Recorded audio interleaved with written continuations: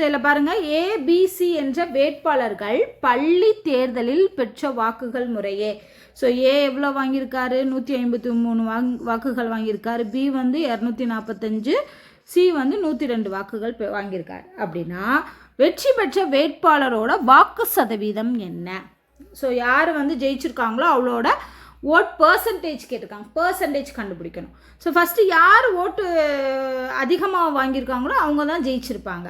So அப்போ இந்த 3 கேண்டிடேட்டில் யார் ஓட்டு அதிகமாக வாங்கியிருக்கா? பி தான். ஏன்னா 245 ஓட்டு. அப்போ ஹையஸ்ட் நம்பர் ஆஃப் ஓட்டு வாங்கியிருக்கவங்க தான் ஜெயிக்க முடியும். ஸோ அப்போ நம்ம என்ன பண்ணணும்னா, இந்த 245 அப்படிங்கிறது டோட்டல் ஓட்டிலேருந்து எவ்வளோ பர்சன்டேஜ் அதுதான் கண்டுபிடிக்கணும். ஸோ அப்போ 245 டிவைடட் பை டோட்டல் ஓட்ஸ் பார்க்கணும். டோட்டல் ஓட்ஸ்னால் என்ன? ஏ பிசி 3 பேர் வாங்கின ஓட்டையும் ஆட் பண்ணணும். அப்போ 153, 245, 102 எல்லாத்தையும் ஆட் பண்ணுங்கள். 7, 9, 497.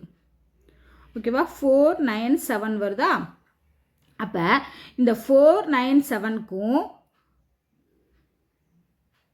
இந்த 245க்கும் எவ்வளோ பர்சன்டேஜ்னு நாம் கால்குலேட் பண்ண போகிறோம். சாரி, 497 இது 8, 10 நான் தான் தப்பாக போட்டேன். 0 இப்போ 500 கிடைக்கும். ஸோ ஆட் பண்ணும்போது 153, 245, 102 ஆட் பண்ணோம்னா 500 கிடைக்கும். ஓகேவா? ஸோ 500.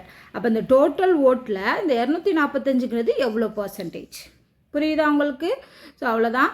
அப்போ ஒரு 245 சரி, இது 2 0 2 0 அடிச்சலாம். அடுத்து 5ஆல் அடிக்கலாம். 1 5 5, 4 5 20, 9 5 45. ஸோ ஆன்சர் எவ்வளோ வருது? 49%. ஸோ அதுக்குரியது 49% அப்படின்னு நம்ம சொல்லிடலாம்.